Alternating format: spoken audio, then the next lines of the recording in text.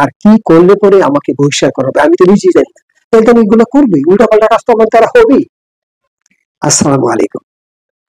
খুলনা বিশ্ববিদ্যালয় থেকে র্যাগিং, মারামারি, ধর্ম অবমাননা, মাদক সহ শৃঙ্খলা বিরোধী কর্মকাণ্ডের জন্য 12 জন শিক্ষার্থীকে বহিষ্কার করা হয়েছে।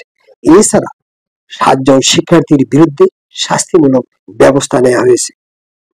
আমার প্রশ্ন, এই যে আমরা বহিষ্কার করলাম, এটা কি ইউনিভার্সিটি থেকে আগে থেকে নির্ধারণ করা ছিল যে এই কর্মকাণ্ড করলে আমরা তাদেরকে বহিষ্কার করব?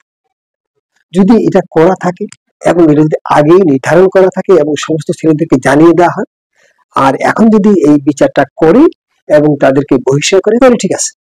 যদি আগে না জানানো হয় এবং এখন যদি বহিষ্কার করে, তাহলে বহিষ্কার আমার মতে ঠিক নয়।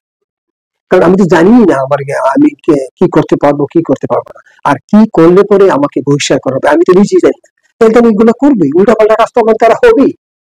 সেই জন্য আমি প্রশাসনকে বলবো, আপনারা যদি সমস্ত ইউনিভার্সিটিতে মানে আপনার খুলনা ইউনিভার্সিটির প্রত্যেক ছাত্র যদি জানে যে এই কাজ করলে আমরা বহিষ্কার হব, তাহলে এটা ঠিক আছে, আপনাদের বহিষ্কার করা ঠিক আছে। আর যদি আপনারা ডিক্লারেশন আগে না করে থাকেন, তাহলে কিন্তু এটা ঠিক না। ছাত্রদেরকে আবার নিজের কাছে নিয়ে আসুন। আপনারই ছাত্র, এটা দেশেরই সন্তান, আপনারই সন্তান, এবং এখন থেকে না খুলে দেন যে হ্যাঁ এখন থেকে আর এগুলা করলে পরে আমরা বহিষ্কার করব। আমি আশা করি প্রশাসন এবং ছাত্রদেরকে বুঝাতে সক্ষম হয়েছি। ধন্যবাদ সবাইকে।